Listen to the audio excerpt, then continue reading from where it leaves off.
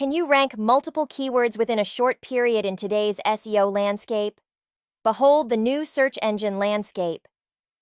The AI trend in SEO. Well, the new digital landscape has been changed lately. I mean a lot lately.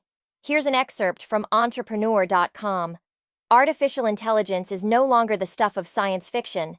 It's here, it's now, and it's making a big splash in the SEO pool. AI algorithms, like Google's RankBrain, are changing the rules of the game, making it more about user intent and less about keyword stuffing. The shift from keywords to user intent. Long gone are the days of mindlessly stuffing your web content with keywords. Today's AI-driven search engines focus more on understanding the user's intent. They're smart enough to read between the lines, understand the context, and deliver results that best match the user's needs. Search engines now prioritize understanding user intent rather than keyword stuffing. AI-driven search engines interpret context to deliver more relevant results.